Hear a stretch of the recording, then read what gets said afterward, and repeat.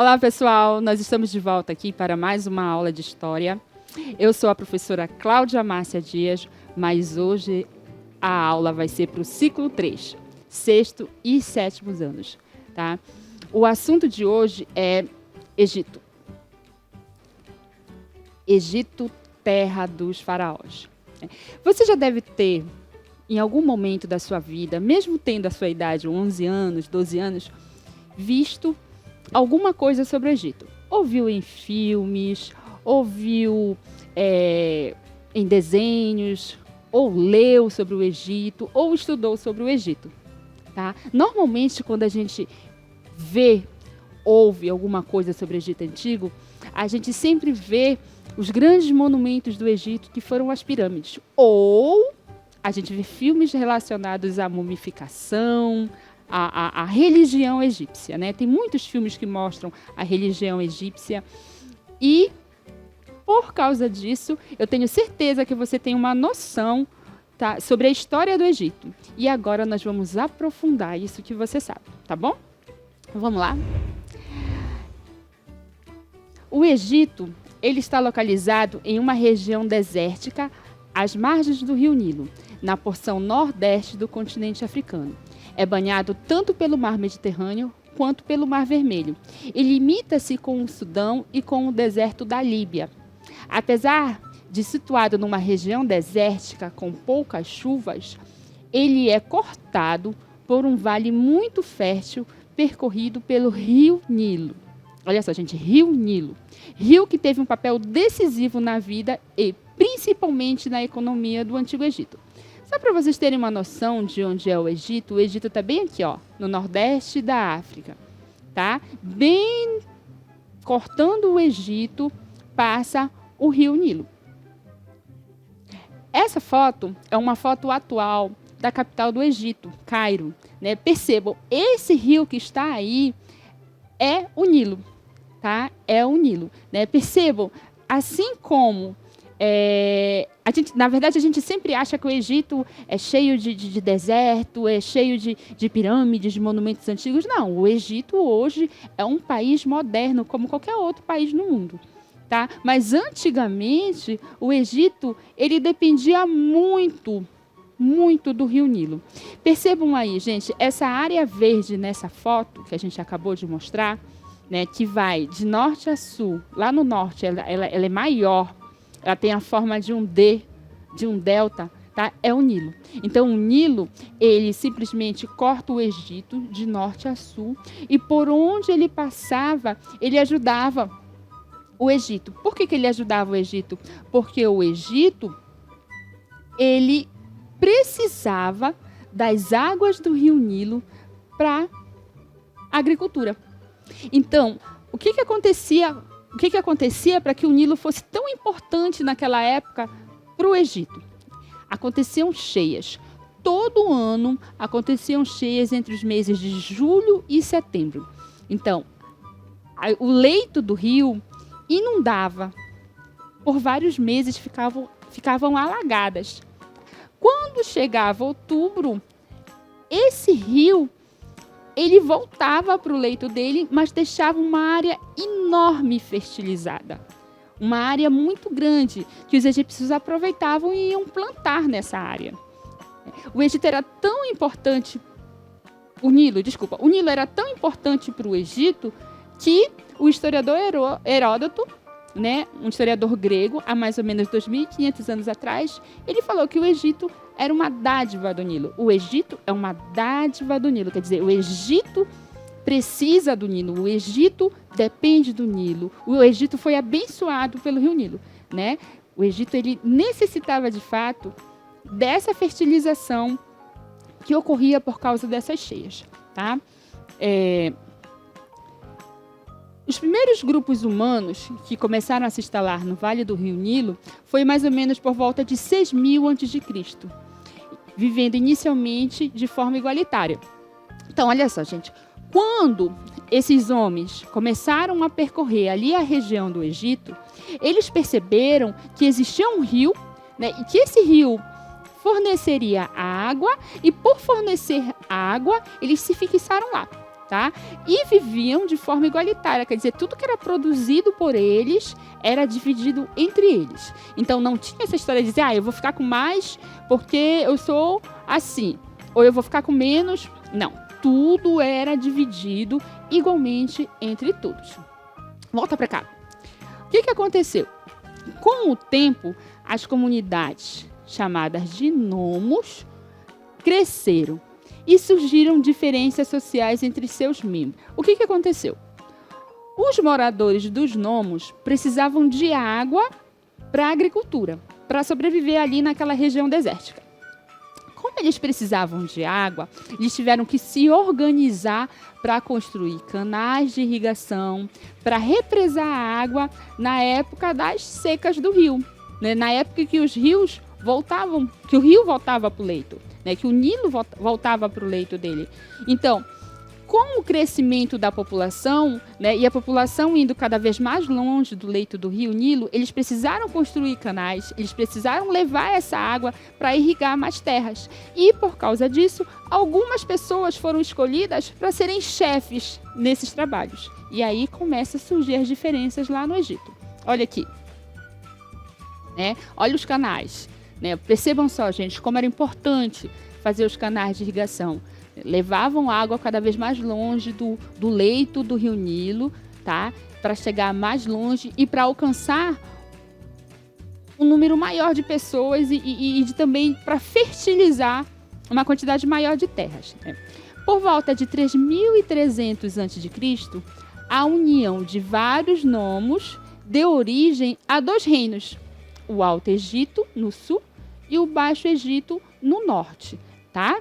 Então, vejam aí nessa imagem. Lá, onde tem o delta do Nilo, que são essas linhas azuis, né, que o rio Nilo se separa e forma vários afluentes, tá? É o Baixo Egito. A parte sul é o Alto Egito. Acontece que por volta de 3050 a.C., o rei do sul, chamado Menés, ou Narmés, se vocês preferirem, unificou as duas coroas e fundou a realeza faraônica, sendo considerado o primeiro faraó. Então, o que aconteceu, gente? Aconteceu, tá, que o rei do Baixo Egito fez uma guerra, uma briga, e conseguiu unir os dois reinos, Baixo Egito e Alto Egito, unificando e formando um único Egito, tá certo? Olha para cá. O faraó, além de ser o rei, era o sumo sacerdote e também era considerado um deus encarnado, exercendo um poder teocrático, governo de um deus, tá? Vocês devem ter visto já em filmes o faraó sendo considerado um rei, né? O filho de Ra, o filho do Deus Sol. Então, esse faraó utilizava dessa posição dele, né? Dessa história dele ser considerado Deus, tá? Para governar de forma teocrática, tá? Para governar todo o Egito. Na verdade, todo o Egito pertencia ao faraó. Todas as terras, tudo que existisse no Egito era do faraó, tá? Aqui na imagem, vocês vão ver a chamada paleta de Narmer. É uma placa cerimonial egípcia com inscrições e relevos representando o acontecimento histórico de unificação do Alto e do Baixo Egito, tá? Ali, gente, onde está o 2, percebam bem, onde está o 2, se vocês tiverem uma boa visão, coisa que eu não tenho, mas eu sei que está lá, tem várias pessoas, relevos, tá? Em relevo, representando várias pessoas mortas, né? Essa batalha aí foi a batalha da unificação do Alto Egito e do Baixo Egito, tá? Bem aqui, na pedra da direita, da esquerda, vocês vão ver o Narmer, né, o Menés, cortando a cabeça dos adversários dele, tá? Então, após essa batalha, ele consegue unificar o Egito e se tornar o faraó, né, o Deus vivo dentro do Egito, tá certo? A gente vai observar agora uma pirâmide social, tá? Eu queria que vocês entendessem o seguinte: quem ainda não teve contato com esse tipo de desenho, tá? Você precisa perceber que na pirâmide social, quem está na base, quem está embaixo, é o que sustenta o restante da sociedade. E quem está em cima é o que domina a sociedade. Então, se a gente for conferir de cima para baixo, melhor dizendo, a gente vai ver que quem domina a sociedade egípcia é o faraó. Tá? Logo abaixo deles, nobres e sacerdotes, depois os soldados, os escribas, que daqui a pouquinho a gente vai falar deles, comerciantes, artesãos, camponeses e os escravos. Cada um tendo sua função específica dentro da sociedade, tá bom? Se vocês tiverem o livro didático aí de história, vão lá no capítulo sobre Egito e vejam, leiam, né, qual era a função, qual era a posição que cada uma dessas camadas tinham dentro da sociedade egípcia. Aqui a gente só vai ter tempo de falar dos escribas e dos camponeses rapidamente, mas vocês podem pegar o que vocês tiverem aí em casa, os livros antigos ou até mesmo esses que vocês receberam no início do ano letivo e olhar, tá? E conferir e aprender sobre a sociedade egípcia, tá bom? A principal atividade econômica do Egito era a agricultura, tá? A agricultura no Egito Antigo estava ligada à questão do rio Nilo e ao regime de chuvas, tá? Na esperança de boas colheitas, eles adoravam os deuses e o faraó também. Os principais alimentos cultivados eram o trigo, a cevada, o linho, a vinha, o papiro, o centeio e árvores de fruto. Vocês aqui já escutaram, com certeza, uma história na Bíblia, em algum lugar, ou na escola, ou na igreja, ou em casa, ou viram filmes relacionados a tal situação, tá? Onde um hebreu chamado José é levado para o Egito preso e lá no Egito ele decifra o sonho do faraó. Qual foi o sonho do faraó? Que em algum momento vacas gordas subiriam de um leito de um rio, do rio Nilo, nesse caso era o rio Nilo, tá? E depois vacas magras subiriam e devorariam as vacas gordas. Na Bíblia, né, a história é explicada da seguinte forma: seriam 7 anos de abundância, depois viriam 7 anos de escassez, tá? O que a gente pode entender dessa passagem bíblica, dessa história que é contada na Bíblia pra gente? Durante 7 anos, o Egito ele viveu períodos de abundância. Por quê? Porque o rio Nilo transbordou muito. O rio Nilo encheu muito. O rio Nilo ele chegou a alcançar limites que ele não alcançava antes.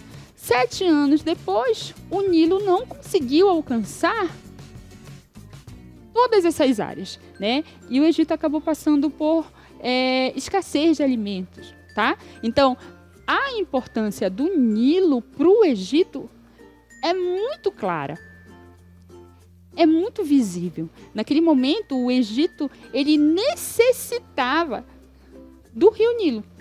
O Egito não teria se desenvolvido naquele momento se não tivesse água, se não tivesse a presença do rio Nilo, tá bom? Aqui, a fabricação de objetos era intensa, aproveitando os recursos naturais da região e de lugares distantes, usando técnicas na fabricação de vidro, tecelagem e a produção de papiros, dentre outros. Só para a gente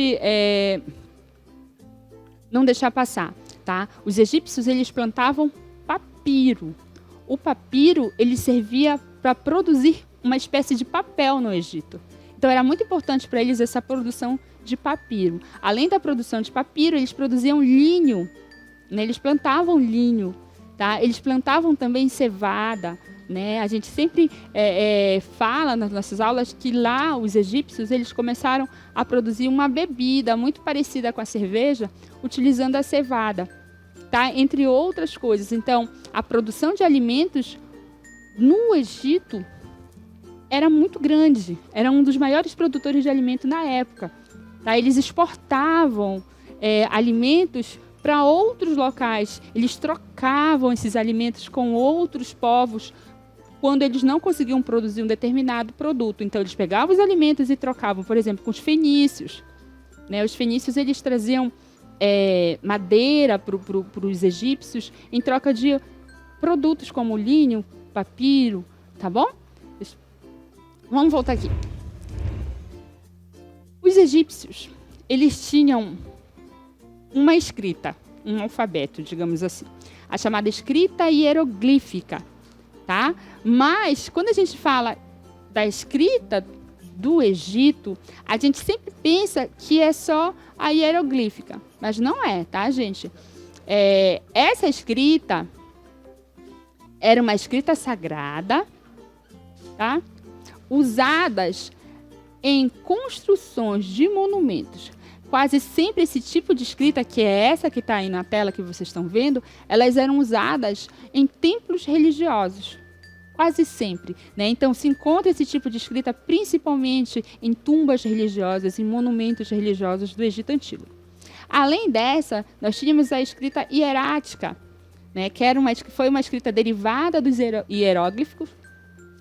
Tinha uma forma mais simples e cursiva, sendo empregadas em textos de negócios e textos oficiais. A demótica, ela era de uso popular. Tá? Ela era bem mais simples do que as outras duas e surgiu por volta do século VII a.C. Aproxima-se muito da escrita alfabética. Tá? As mulheres egípcias. As mulheres egípcias tinham direitos que inexistiam na maior parte das civilizações antigas. Podiam exercer os mesmos ofícios que os homens, divorciar-se deles, adquirir bens próprios, cuidar das heranças dos filhos, casar por amor e aparecer em público sem restrições. Houve casos de mulheres egípcias que se tornaram faraó, né? Como o caso de Hatshepsut. Nome difícil. Hatshepsut.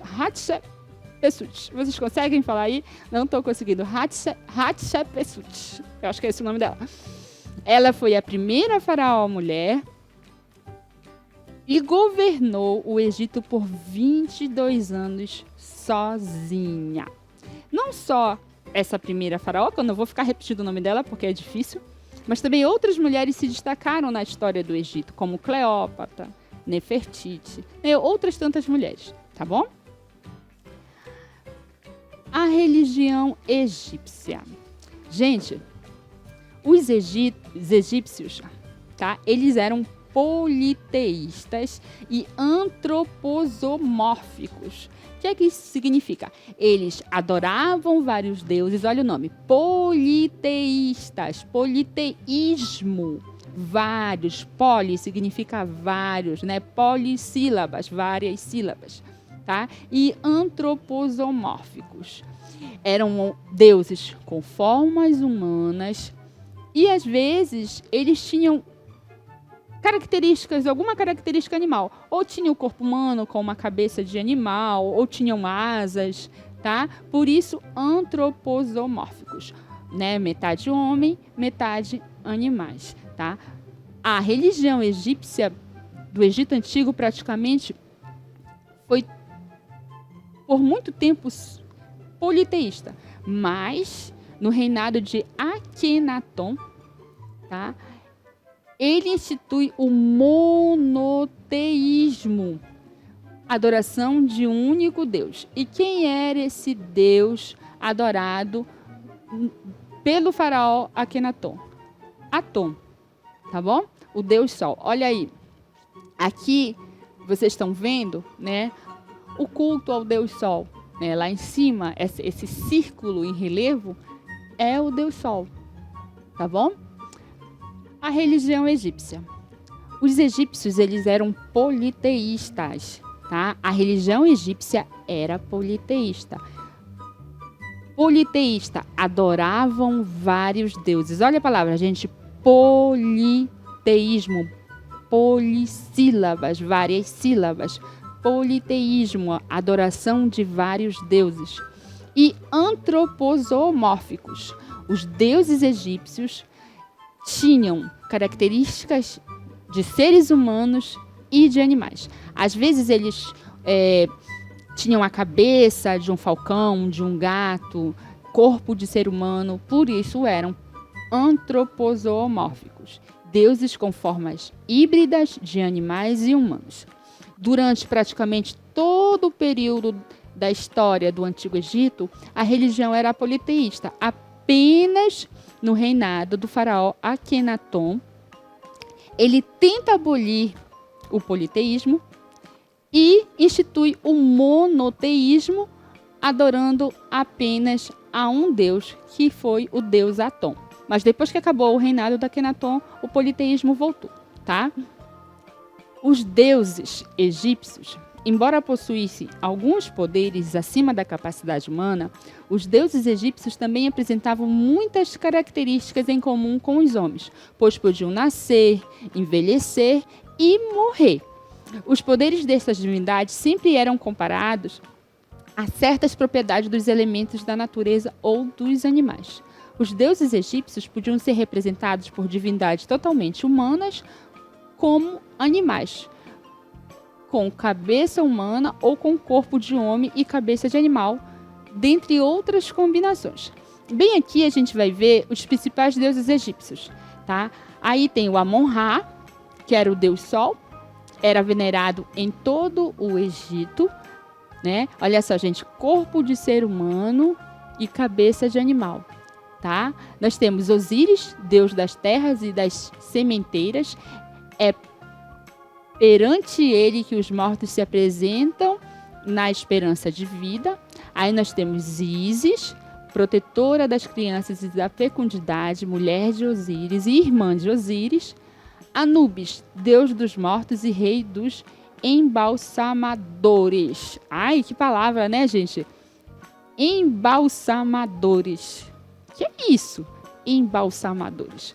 Os embalsamadores eram homens, eram profissionais que sabiam embalsamar corpos, né? A história da mumificação dos corpos. Era uma prática muito corrente no Egito Antigo preparar o corpo do morto para resistir ao tempo. Por que eles preparavam o corpo do morto para resistir ao tempo? Porque eles acreditavam que em determinado momento a alma iria voltar para o corpo. Então, se ela retornasse do mundo dos mortos e encontrasse um corpo deformado, não reconhecesse o corpo, a pessoa não poderia voltar à vida. Não teria, porque a alma não me reconheceu, como é que a minha alma vai querer ficar num corpo decomposto, num corpo que ela não reconhece como dela? Então, a pessoa não conseguiria ressuscitar, digamos assim, não conseguiria voltar a viver, tá? Por isso, eles tinham todo um trabalho de mumificar esses corpos e embalsamar esses corpos. Vamos ver aqui. Processo de mumificação. A crença na vida após a morte era um ponto central da religião egípcia, tendo uma relação de continuidade entre o mundo dos vivos e dos mortos.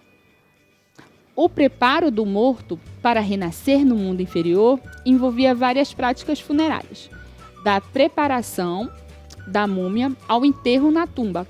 Tinha como função eliminar do corpo tudo que causasse corrupção e podridão e criar um corpo purificado para trilhar o caminho da eternidade. Gente, só uma coisa. A gente tem que entender que quando os mortos voltavam à vida, eles voltavam à vida lá no mundo inferior, no mundo dos mortos, tá? Eles não voltavam para o convívio dos vivos. Eles tinham um mundo específico para eles. Então, precisava se mumificar esse corpo, porque a alma ia querer voltar para o corpo para viver no mundo dos mortos, num mundo melhor.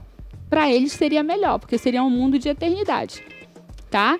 Então, aí no desenho, olha só, a gente está vendo Anubis, bem aqui, ó, tá? Do lado direito, aí abaixo do símbolo do Educa Belém, né? E os embalsamadores, todos trabalhando no corpo para retirar as vísceras, os órgãos do corpo, tá? Normalmente, Eles retiravam intestinos, pulmão, coração, retiravam o cérebro, né? Eles metiam um gancho pelo nariz do morto e puxavam o cérebro, jogavam o cérebro fora, porque eles achavam que não servia para muita coisa, mas guardavam coração, intestino, pulmão, rins, tudo depositado para serem conservados, tá? A gente vai falar aqui do Livro dos Mortos. O Livro dos Mortos é uma coletânea de orações e cânticos religiosos que serviam para guiar o falecido em sua viagem até o Tribunal de Osíris, no início do Novo Império. Só por curiosidade, a gente vai falar sobre o Livro dos Mortos, porque em alguns filmes que eu já assisti, eu acho que vocês também já assistiram,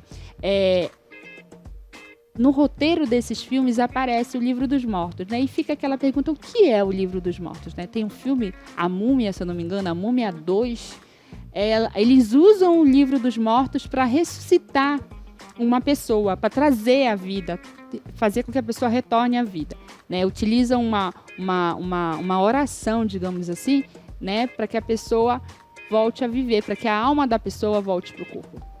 O que é esse Livro dos Mortos? O que foi esse Livro dos Mortos? Né? O Livro dos Mortos é uma coletânea de orações e cânticos religiosos que serviam para guiar o falecido em sua viagem até o Tribunal de Osíris. Os textos eram escritos nas paredes das tumbas. Com o tempo, eles começaram a ser copiados em papiros ou em faixas de linho e colocados em caixão para acompanhar o morto, tá? Vocês devem estar se perguntando o que é esse mundo de Osíris, né? Esse mundo de Osíris que a gente ia, era um mundo dos mortos, né? Para poder ir para esse mundo, que era um mundo muito bom, a pessoa morria, mas ela ia para um mundo bom, né? A pessoa ela tinha que passar por um julgamento. E quem fazia esse julgamento era Osíris no seu tribunal. Como era que funcionava esse julgamento do morto para que ele fosse, digamos assim, para o paraíso lá do Egito? Né? Que a pessoa tinha que fazer? Né? Como a pessoa chegava nesse tribunal? Eu morri, como é que eu vou para lá? A pessoa ela era direcionada, a alma ela era direcionada para o mundo de Osíris. Era tipo automático, morreu, a alma se encaminhava para o tribunal de Osíris. Tá? Observe aqui como era que acontecia esse julgamento de Osíris. O tribunal de Osíris. Num prato de balança é colocado o coração do morto, no outro uma pena de avestruz. Se o coração for mais leve do que a pena, poderá regressar ao corpo do morto e terá direito a uma vida eterna. Só para vocês entenderem. Quando a pessoa morria, tá? O coração era deixado com a pessoa, porque a pessoa ia para o tribunal de Osíris e lá no tribunal de Osíris, lá no tribunal de Osíris existia uma balança, tá? Para cá, aqui, por favor. Tá? Existia uma balança. Nessa balança, de um lado era colocado o coração do morto e do outro lado era colocado uma pena de avestruz. O coração do morto ele tinha que ser mais leve do que a pena de avestruz. Então, o coração do morto ele tinha que ser livre de pecados, digamos assim. Tá? A pessoa ela fazia uma espécie de confissão. Tá? Ela não tinha matado, ela não tinha roubado, ela não tinha enganado ninguém. Então, se a pessoa fosse uma pessoa boa, sem pecados, o coração ia ser leve. E a pena pesada ia descer. E o coração ia estar ali em cima. Tá? Se a pessoa passasse nesse teste, a pessoa ia para a eternidade, para o mundo de Osíris. Ia viver bem, eternamente bem. Tá? Então, chegava-se lá e a pessoa dizia que não tinha feito, não matei, não enganei, não roubei. Vamos ver se é verdade. Pesa o coração. Se o coração fosse mais pesado, tá? A pessoa não iria para o mundo dos mortos. Mas se fosse leve, a pessoa passaria para o mundo dos mortos. Vamos continuar aqui? Corta para cá. Olha aí, na imagem, Osíris, né, preside o julgamento dos mortos. Osíris estava presente no julgamento, tá? Também temos o deus Tote, deus com cabeça de Ibis. Anota o resultado da pesagem do coração da pessoa.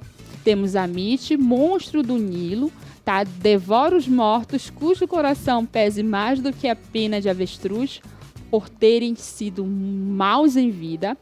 Anubis, que pesa o coração do defunto na balança da verdade após este ter tido uma confissão. Como eu falei, confessou, o coração é pesado, tá? Anubis, Deus com cabeça de chacal conduz a alma ao local do julgamento. Então, Anubis pega a alma, leva para ser julgado, a pessoa confessa lá o que ela não fez. Ela é pura, bora pesar o coração, pesou o coração. E lá tem um Deus que, se a pessoa for reprovada no julgamento, for condenada, não for uma pessoa boa, a pessoa é devorada por esse Deus, tá? Só para finalizar aqui, gente, a gente vai ver alguma ligação que o Brasil tem com o Egito Antigo. Esses aqui são museus, tá? Aqui no Brasil, que guardam peças egípcias, tá? A gente vê aqui, aqui no número 1, a gente vê à frente do Museu Rosa Cruz, em Curitiba. Olha só, gente, todo decorado, né, com motivações egípcias. Aí a múmia, essa múmia também está nesse museu. É uma múmia trazida, se eu não me engano, por D. Pedro para o Brasil, tá? Aí no número 3, são réplicas de peças egípcias, não são originais, tá bom? E esses últimos aqui, eles faziam parte do acervo do Museu Nacional que pegou fogo, tá? Eles não existem mais, pegaram fogo e foram destruídos, infelizmente, tá bom? Bom, pessoal, a gente está acabando a nossa aula por aqui. Eu espero que vocês tenham aproveitado, né? Os alunos que têm atividades, que vão buscar atividades em suas escolas, igual lá no liceu. No liceu, a gente está assistindo as videoaulas e fazendo atividade para os alunos. Eu espero que vocês consigam responder as questões que os professores passarem. E se não conseguirem com a videoaula, deem uma lida lá no material didático de vocês, tá bom? Até a próxima, pessoal.